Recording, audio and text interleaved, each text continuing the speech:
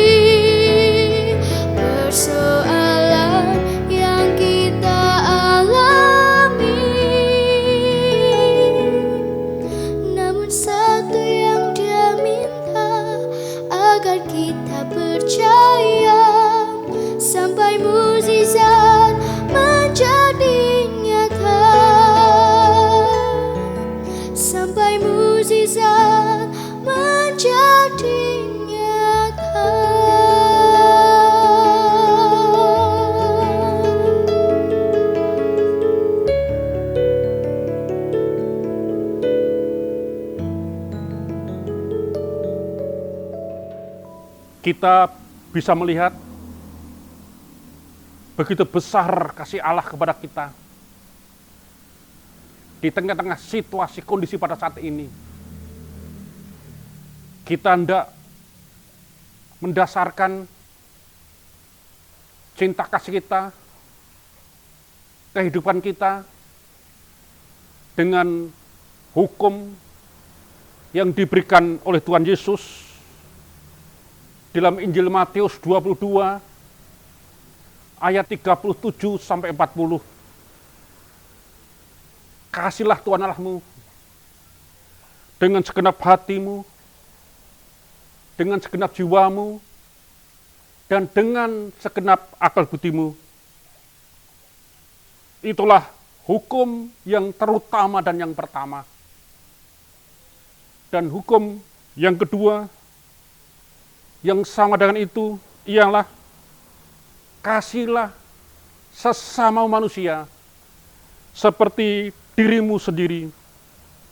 Pada kedua hukumilah tergantung seluruh hukum Taurat dan kitab para nabi. Jemaat, setelah kita mohon pengampunan kepada Tuhan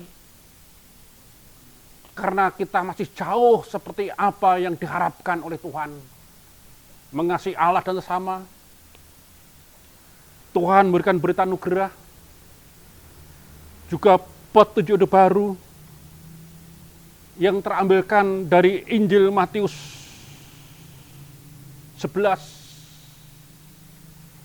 ayat 28 sampai 30.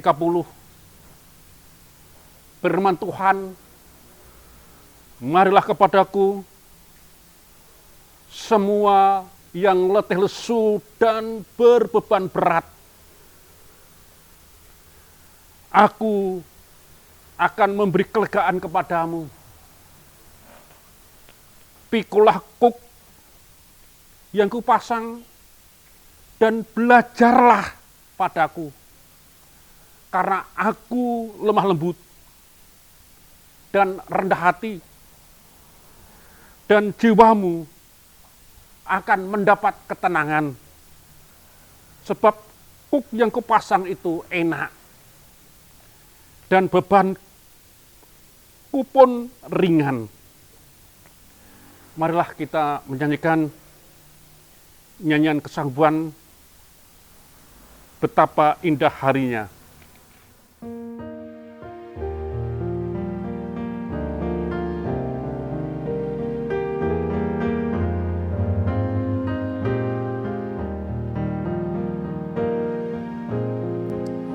Betapa indah harinya saat ku pilih penebus. Alangkah sukacitanya ku memberitakannya terus. Indahlah harinya Yesus membasuh dosaku.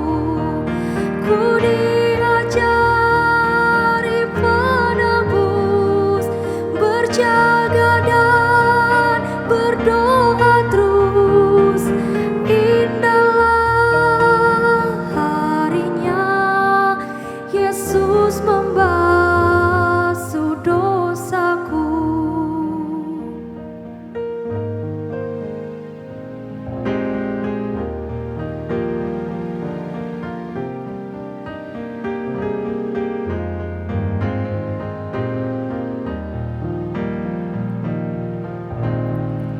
Setiap janji hatiku kembali ku baruilah sampai kepada ajalku.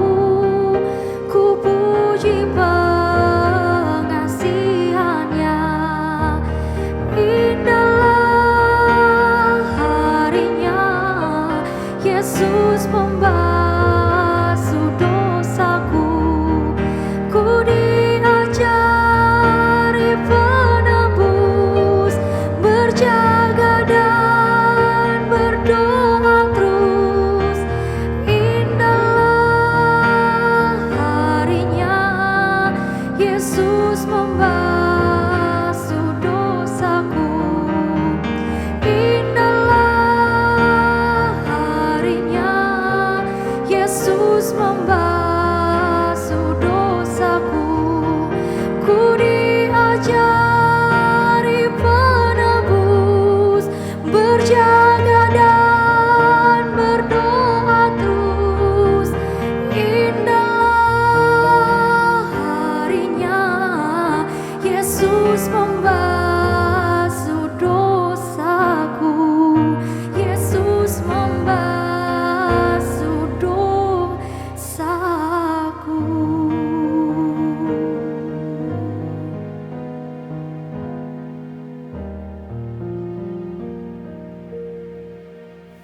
Marilah kita memasuki doa syafaat. Tuhan yang Maha Penyayang dan Maha Pengasih, kami boleh bersyukur kepadamu karena Engkau selalu hadir di tengah-tengah kehidupan kami, di tengah-tengah situasi kondisi yang amat rawan, khususnya menghadapi pandemi COVID-19. Untuk itu, kami boleh berdoa untuk para dokter, para perawat, para farmasi, dan rumah sakit, rumah shelter, juga mereka yang isolasi mandiri di rumahnya masing-masing. Kiranya Engkau hadir untuk memberkati para dokter, para perawat, para farmasi, juga para pengemudi ambulan dan semua yang terlibat, juga Polri dan TNI, dan Satgas depan COVID. Kiranya semua sebagai sarana kesembuhan yang Kau berikan kepada sesama kami.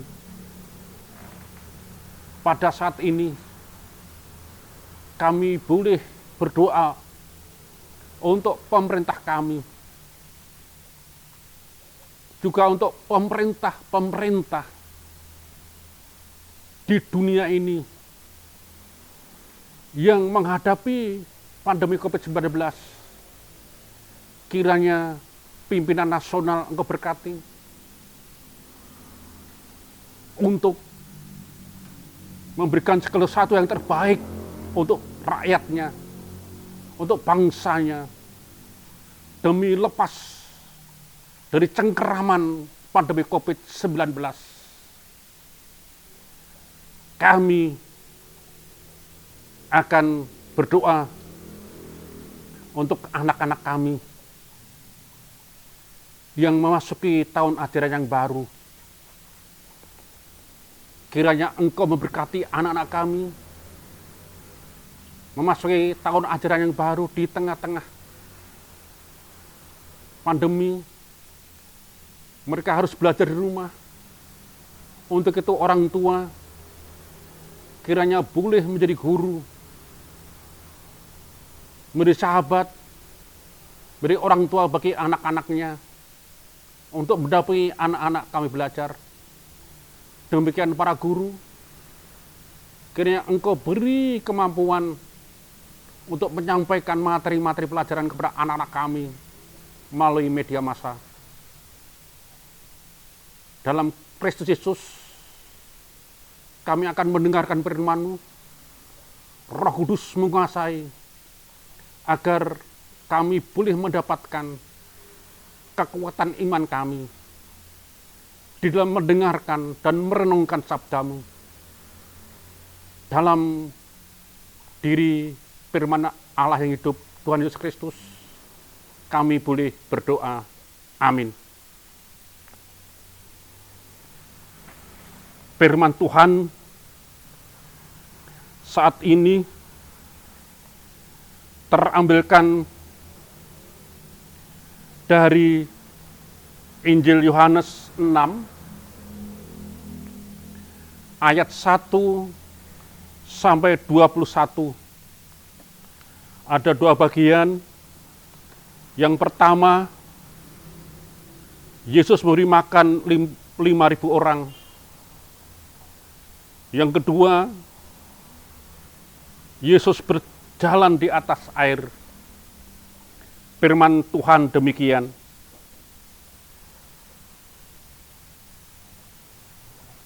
Sesudah Yesus berangkat ke seberang danau Galilea, yaitu danau Tiberias, orang banyak berbondong-bondong mengikuti Dia karena mereka melihat mujizat-mujizat penyembuhan yang diadakannya terhadap orang-orang sakit. Dan Yesus naik ke atas gunung dan duduk di situ dengan murid-muridnya. Dan Paskah, hari raya orang Yahudi sudah dekat.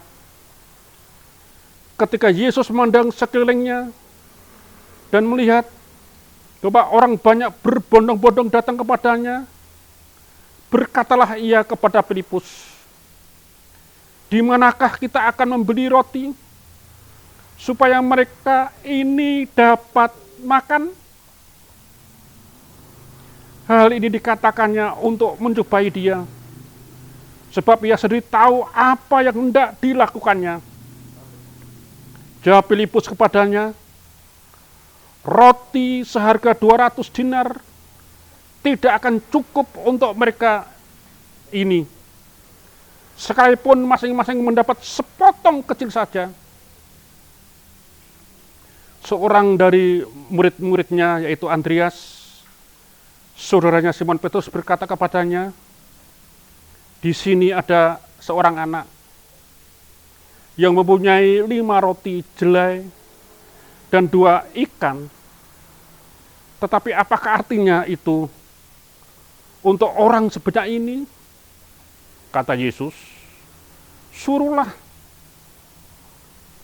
orang-orang itu duduk. Adapun tempat itu banyak rumput, maka duduklah orang-orang itu, kira-kira 5.000 laki-laki banyaknya." Lalu Yesus mengambil roti itu, mengucap syukur, dan membagi-bagikan kepada mereka yang duduk di situ. Demikian juga dibuatnya dengan ikan-ikan itu, sebanyak yang mereka kehendaki. Dan setelah mereka kenyang, ia berkata kepada mereka, para murid-muridnya, "Kumpulkanlah potongan-potongan yang lebih, supaya tidak ada yang terbuang." Maka mereka pun mengumpulkannya dan mengisi 12 bakul penuh dengan potongan-potongan dari kelima roti jelai yang lebih setelah orang makan. Ketika orang-orang itu melihat mujizat yang telah diadakannya, mereka berkata, "Ini dia adalah benar-benar nabi yang akan datang ke dalam dunia."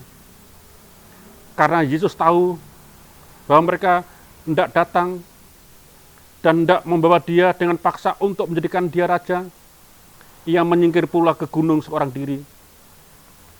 Yesus berjalan di atas air, dan ketika hari sudah mulai malam, murid-murid Yesus pergi ke danau, lalu naik ke perahu, dan menyeberang ke Kapernaum. Ketika hari sudah gelap, Yesus belum juga datang mendapatkan mereka. Sedang laut bergelora karena angin kencang. Sesudah mereka mendayung kira-kira 2-3 mil jauhnya, mereka melihat Yesus berjalan di atas air, mendekati perahu itu. Maka ketakutlah mereka. Tetapi ia berkata kepada mereka, "Aku ini, jangan takut." Mereka mau menaikkan dia ke dalam perahu, dan seketika juga perahu itu sampai ke pantai yang mereka tuju. Jemaat milik Tuhan Yesus Kristus yang ada di rumah masing-masing, kita tidak melihat peristiwa yang kita alami pada saat ini. Tidak hanya kita alami, dialami oleh bangsa-bangsa di dunia ini. Di tengah-tengah ketakutan menghadapi pandemi COVID-19, banyak masalah yang ada di sana. Tidak hanya masalah kesehatan, tapi juga masalah ekonomi, tetapi juga masalah psikis, dan masalah sosial yang lain. Nah, kita tidak melihat dari firman Tuhan saat ini yaitu pada waktu Yesus menyembuhkan orang sakit.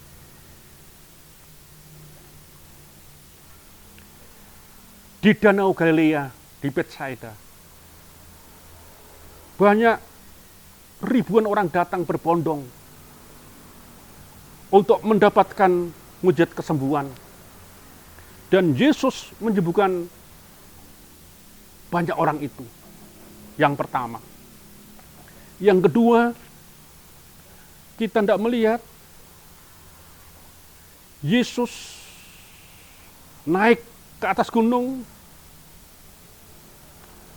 dan dia melihat banyak orang yang datang, bahkan 5.000 orang laki-laki, belum perempuan, belum anak-anak. Hari sudah senja. Mereka perlu makan. Yesus mengetahui bahwa tidak hanya kebutuhan rohani, tetapi juga kebutuhan jasmani. Rohani dan jasmani tidak bisa dipisahkan. Lalu Yesus berkata kepada Filipus, di manakah kita akan membeli roti supaya mereka ini dapat makan?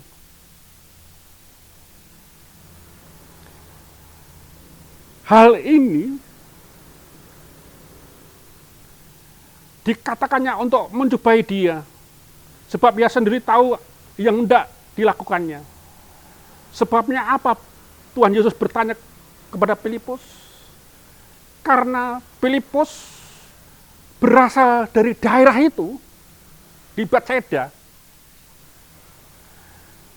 Dia tahu tempat toko, warung yang menjual makanan roti dan ikan, dia tahu. Maka dia bertanya kepada Filipus yang tahu daerah wilayah itu. Lalu apa? Kata Filipus, roti seharga 200 dinar tidak akan cukup untuk mereka ini, sekalipun masing-masing mendapat sepotong kecil saja. Nah, roti senilai 200 dinar tidak cukup. 200 dinar itu gaji biaya pekerja harian selama 6 bulan.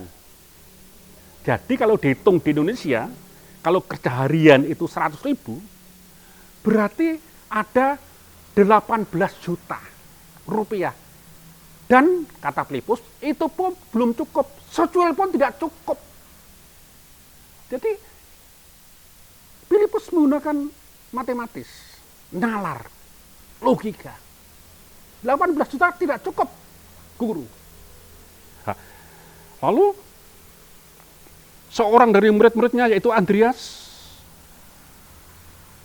di sini ada seorang anak yang punya 5 roti jelai dan 2 ikan. Tetapi apakah artinya itu untuk orang sebanyak ini?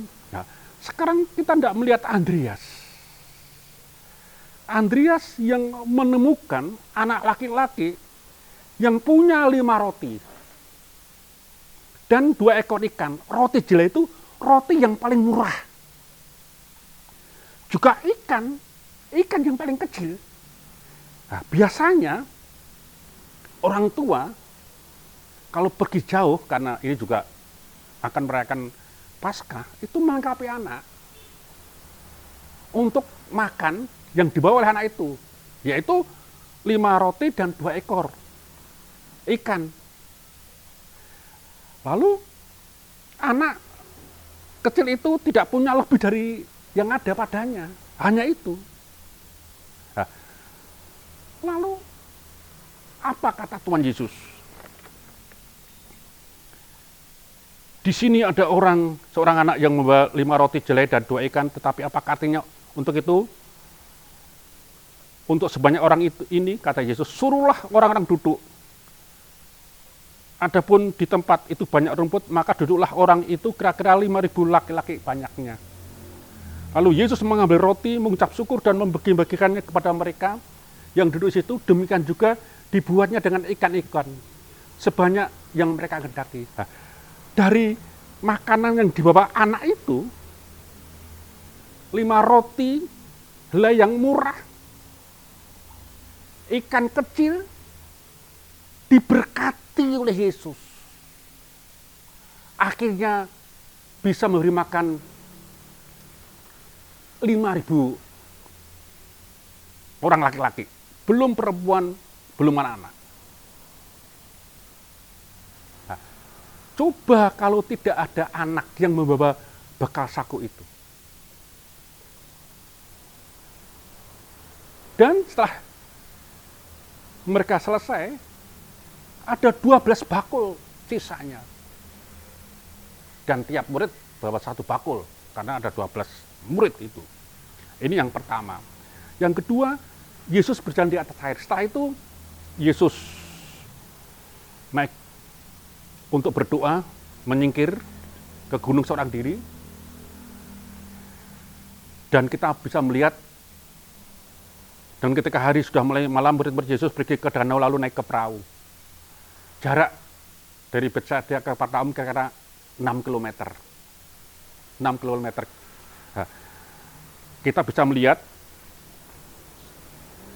ketika hari sudah gelap, Yesus belum juga datang mendapatkan mereka sedang laut bergelora karena angin kencang. Setelah mereka mendayung kira-kira 2-3 mil jauhnya, jadi sudah hampir dekat pantai. Mereka melihat Yesus berjalan di atas air dan mendekati perahu itu, maka ketakutlah mereka. Yesus hadir di tengah-tengah ketakutan para murid karena angin sakal, gelombang yang dengan tiba-tiba meninggi, dan itu ciri khas Danau Tiberias. Tidak bisa diperhitungkan. Dengan tiba-tiba angin sakal, dan ini banyak memakan korban perahu. Makanya para murid takut sekali. Di tengah ketakutan itulah Yesus hadir. Jangan takut. Akhirnya mereka mau menaikkan dia ke dalam perahu, dan seketika juga perahu sampai ke pantai yang mereka tujui. Nah, dari firman ini kita mendapat pelajaran apa? Jadi yang pertama, kita melihat figur Filipus, seorang matematikus lah. Dia dalam keadaan sangat gawat, kan harus memberi makan 5.000 orang lebih. Tetapi tidak ada satu hal yang dapat dia lakukan. Uang 18 juta rupiah atau 200 dinar tidak cukup sesuai pun. Dan tidak ada jalan keluar, tidak ada solusinya. Ini Filipus. Nah, yang kedua, kita melihat Andreas. Andreas dalam situasi seperti itu, dia mencoba apa yang dia dapatkan, apa yang dia tidak lakukan. Andreas membawa anak kecil datang kepada Yesus. Dari tindakan Andreas ini, Tuhan Yesus memberkati. Ada 5.000 orang lebih mendapat makan. Nah, ada 2 figur yang menarik. Filipus, orang pandai, matematikus, logika main, nalar main, tapi tidak berbuat apa-apa. Tapi Andreas, orang yang sederhana, dia melihat, ya ini ada anak. Nah, akhirnya membawa 5 roti, 2 ikan ekor, di hadapan Yesus. Nah, jadi Yesus membuat mukjizat seperti itu. Nah, saya kira dalam situasi kondisi ini juga seperti itu. Apa yang kita perbuat? Banyak orang yang terpapar sakit, belum sakit yang lain. Ada di rumah sakit, kalau jelas di rumah sakit jelas. Rumah sakit yang merawat, yang memberi makan. Di shelter jelas, pemerintah yang memberi makan. Nah, Esoma, mandiri rumah, yang jumlahnya juga tidak sedikit. Siapa yang memberi makan? Mereka. Nah, kita berpikir secara Andreas atau berpikir secara Filipus?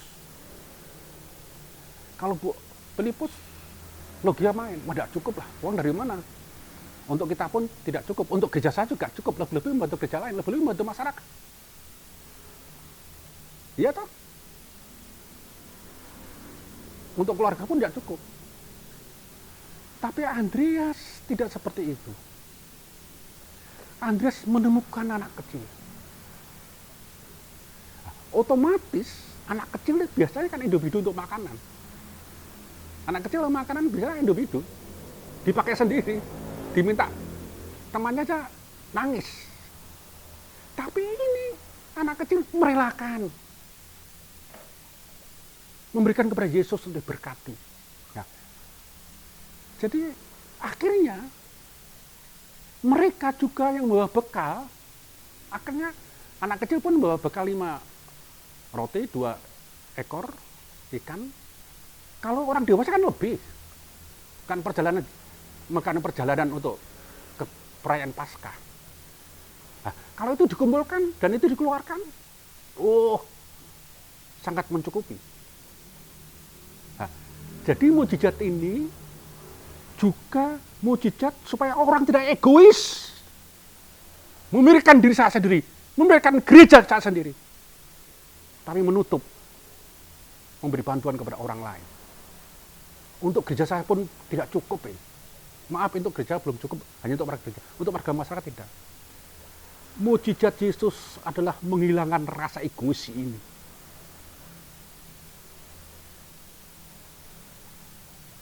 Sekali lagi, rasa egois dibawa ke persekutuan. Untuk dibawa menjadi ke masyarakat, menjadi sosial. Yang egois harus meninggalkan egoisme. Harus bersekutu. Harus membagikan untuk kepentingan sosial, tidak melihat entah agamanya, entah gerejanya, entah latar suku apapun. Tidak melihat itu. Dan Yesus membuat mukjizat agar orang tidak egois. Tapi justru dibuat oleh Yesus menjadi insan yang sosial, seperti hukum kasih, mengasihi sama manusia seperti dirinya sendiri. Dan ini sangat luar biasa. Nah, di tengah-tengah gelombang kehidupan juga demikian, Yesus hadir. Di tengah-tengah para murid menghadapi gelombang sakal yang sangat dahsyat, Yesus hadir untuk menyelamatkan mereka. Nah, saya kira dari firman ini kita dipanggil, jangan ego sektoral, jangan ego sektoral, jangan egosentris, entah pribadi, keluarga, gereja, atau apapun juga. Mukjizat adalah Yesus menghilangkan rasa itu, dibawa ke suatu persekutuan untuk menjadi insan sosial. Lalu bagaimana dalam kehidupan nanti saya kurang-kurang? Badai, Yesus hadir. Di tengah badai yang dahsyat, Yesus hadir untuk memberikan kedamaian, untuk memberi keselamatan. Seperti yang dialami oleh para murid pada waktu menyeberang di Danau Tiberias. Saya kira semangat gotong royong sekarang inilah yang dikehendaki Yesus. Saya kira ini yang sangat penting dalam situasi kondisi pada saat ini. Awet itu kalau orang Jawa sangkul sinangkul ing bot repot, sangkul sinangkul ing bot repot. Yaitu kita harus saling menanggung tanggung jawab terhadap mereka yang sedang mengalami masalah kerepotan, sakit atau apapun juga, kurang imun, kurang gizi. Malah Tuhan Yesus telah membuat mukjizat. Marilah mukjizat ini juga ada dalam kehidupan kita, yaitu mujizat egois ke menjadi insan sosial seperti apa yang dikatakan hukum kasih, seperti yang kita baca tadi. Kiranya Tuhan memberkati kita. Amin. Kita masuk ke saat teduh.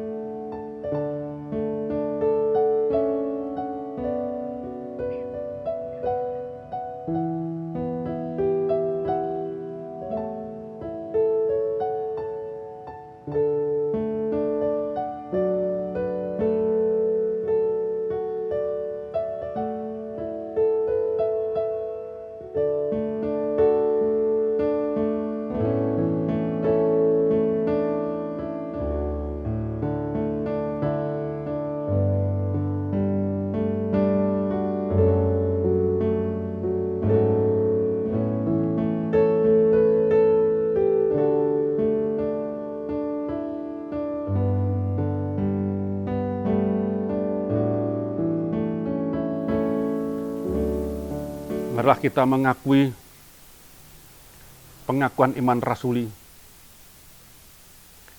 Aku percaya kepada Allah, Bapa yang Maha Kuasa, Khalik langit dan bumi, dan kepada Yesus Kristus, anak yang tunggal Tuhan kita, yang dikandung dari Roh Kudus, lahir dari anak darah Maria, yang menderita di bawah pemerintahan Pontius Pilatus, disalibkan, mati dan dikuburkan, turun ke dalam kerajaan maut. Pada hari yang ketiga bangkit pula dari antara mati, naik ke surga, duduk sebelah kanan Allah Bapa yang Maha Kuasa, dan akan dari sana untuk menghakimi orang yang hidup dan yang mati. Aku percaya kepada Roh Kudus, gereja yang kudus dan am, persekutuan Orang Kudus, pengakuan dosa, kebangkitan daging dan hidup yang kekal. Sekarang waktu untuk mempersembahkan persembahan kepada Tuhan. Jemaat yang terkasih di dalam Tuhan Yesus Kristus, marilah kita mengucap syukur kepada Tuhan dengan mewujudkannya melalui persembahan. Firman Tuhan yang menjadi dasar pengumpulan persembahan diambil dari 2 Korintus 8 ayat 14 sampai 15. Demikian firman-Nya. Maka hendaklah sekarang ini kelebihan kamu mencukupkan kekurangan mereka, agar kelebihan mereka kemudian mencukupkan kekurangan kamu, supaya ada keseimbangan. Seperti ada tertulis, orang yang mengumpulkan banyak tidak kelebihan, dan orang yang mengumpulkan sedikit tidak kekurangan. Persembahan dapat dikumpulkan ke dalam kotak persembahan pada waktu jam kantor gereja, atau melalui rekening gereja, atau melalui QRIS, atau melalui majelis wilayah setempat. Persembahan akan diiringi dengan pujian dari KJ 392, bait yang pertama, Ku berbahagia.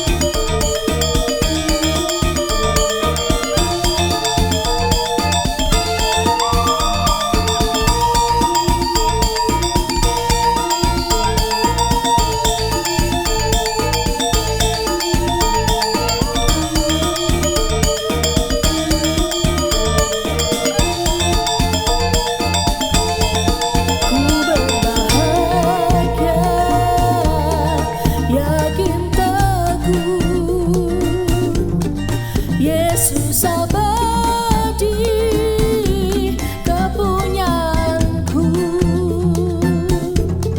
Aku warisnya, ku ditebus, ciptaan baru, Roh Kudus. Aku bernyanyi bahagia, memuji Yesus selamanya. Aku bernyanyi bahagia, memuji Yesus selamanya.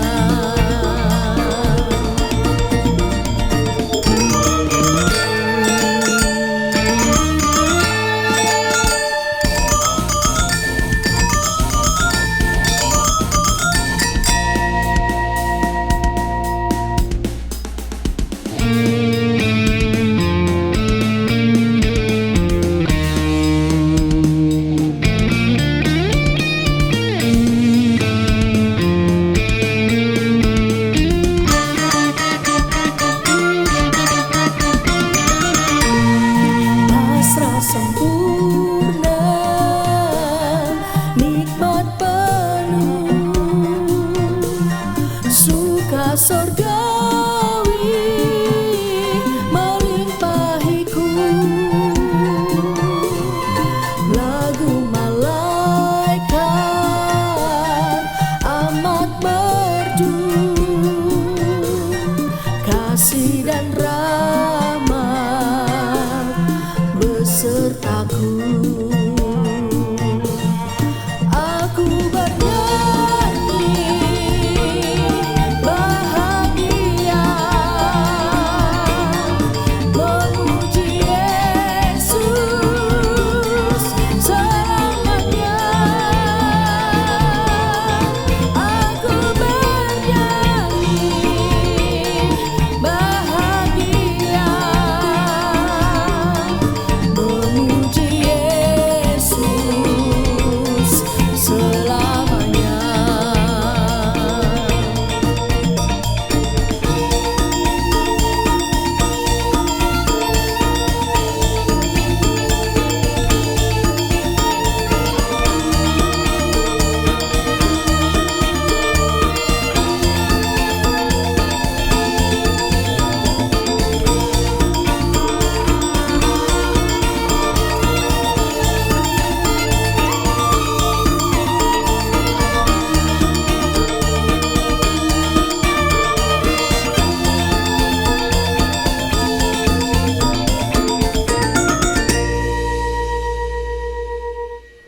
Mari kita bawa persembahan di dalam doa. Ya Tuhan, terima kasih atas penyertaan Tuhanku dalam ibadah yang sedang berlangsung di tempat kami masing-masing. Kami sudah menerima firman-Mu yang disampaikan oleh Bapak Pendeta Emeritus Bambang Sumbodo. Kiranya kami semakin memahami bahwa Yesus sumber pertolongan kami, dan supaya kami semua bisa melakukan dengan sungguh-sungguh, beriman di tengah badai. Kami yakin dan percaya Tuhan punya rencana baik untuk setiap anak-Nya. Ya Tuhan, kami membawa persembahan yang terbaik bagi-Mu. Terimalah dan berkatilah agar menjadi karya nyata dalam pelayanan kami di GKJ Mergangsan dan masyarakat. Terima kasih ya Tuhan, doa yang tiada sempurna ini kami panjatkan di dalam nama Putra-Mu yang tunggal, Tuhan kami, Yesus Kristus, melalui doa yang diajarkan kepada kami, doa Bapa kami. Bapa kami yang di surga, dikuduskanlah nama-Mu, datanglah kerajaan-Mu, jadilah kehendak-Mu di bumi seperti di surga. Berikanlah kami pada hari ini makanan kami yang secukupnya, dan ampunilah kami akan kesalahan kami, seperti kami juga mengampuni orang yang bersalah kepada kami. Dan janganlah membawa kami ke dalam pencobaan, tetapi lepaskanlah kami daripada yang jahat. karena Engkaulah yang mempunyai kerajaan dan kuasa dan kemuliaan sampai selama-lamanya. Amin. Jemaat, marilah kita mengakhiri ibadah dari rumah dengan nyanyian Kudaki Jalan Mulia.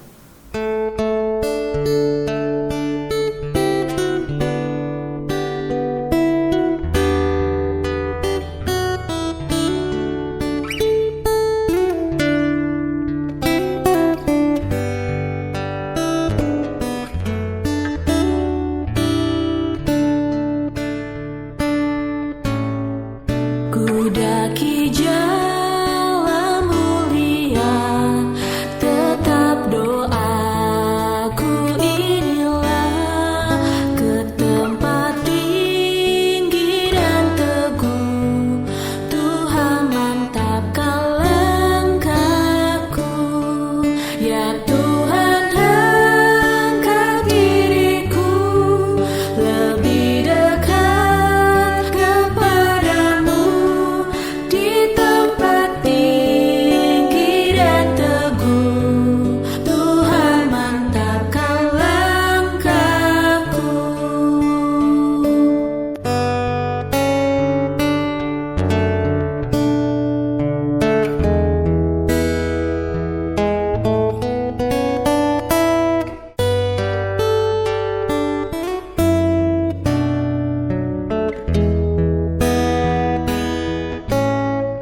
Ku tidak mau menetap di dalam bimbang dan gelap. Rinduanku, tujuanku, tempat yang tinggi dan teguh. Ya Tuhan, angkat diriku lebih dekat kepadamu, di tempat tinggi dan teguh, Tuhan mantapkan langkahku.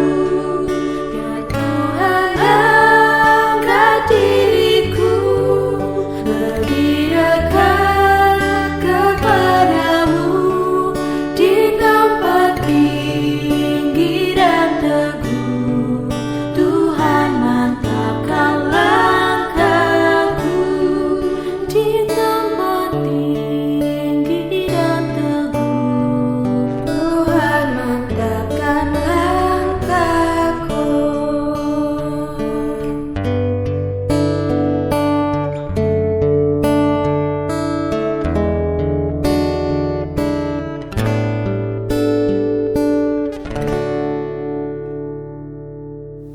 Marilah kita menerima berkat dari Tuhan. Tuhan memberkati dan melindungi saudara-saudari. Tuhan menyinari saudara-saudari dengan wajah-Nya dan memberi saudara-saudari kasih karunia. Tuhan menghadapkan wajah-Nya kepada saudara-saudari dan memberi damai sejahtera. Dalam nama Allah Bapa, Putra, dan Roh Kudus. Amin. Selamat hari Minggu. Tuhan memberkati. Jangan lupa protokol kesehatan. Dan double masker.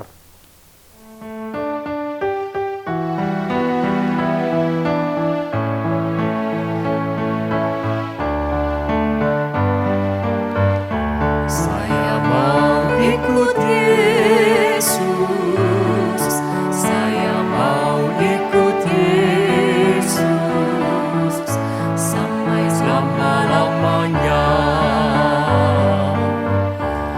Meskipun saya susah menderita dalam dunia, saya mau ikut Yesus sampai selama-lamanya.